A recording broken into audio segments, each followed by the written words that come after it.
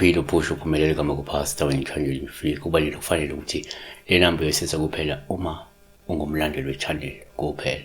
So ngo-9 ntambama uyangifonela uWhatsApp ungithumela ama-SMS. Kodwa kuma ukuthi awukho eSouth Africa uzongazisa ukuthi awukho eSouth Africa ucela ukungifonela ngeWhatsApp phela.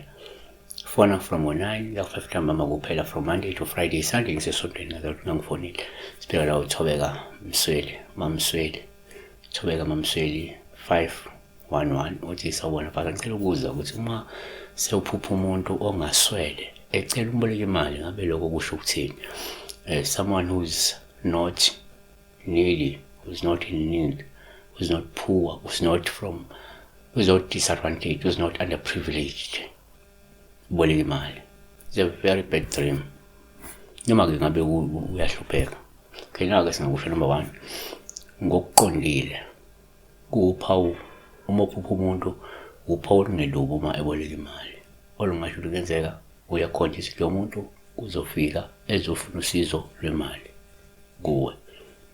KukaMathewu 5:42 muphocela kuwe ungamfulatheli ofuna ukutsheleka kuwe. KaExodus 22:5 uma utshele kompofu wabantu bami kuwe imali awuyimphatha njengomtshelekisi ningabizi inzalo kuye.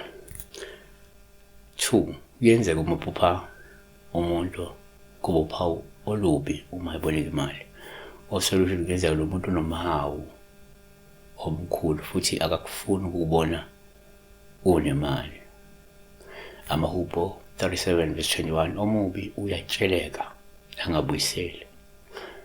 3 kwesinye isikhathi uma uphupha umuntu kuwuphawu lobu uma eboleka imali. Lokho kungenzeka lo muntu akalungile futhi onomhobholo uzama ukuthebula nokwephuca ubunhlanhla bemali. Genesis 27:36 wathi ke aliqanjwa ke kahle igama lakhe ngokuthi uJakobe nango kuba ke senkabili engiqinela wathatha ubuzibulo bami kepha manje usethathe izibuziso zami. Siyabonga besibheka la uma umuntu eboleka imali ngoba akuba Musa kuba Mesibusiso.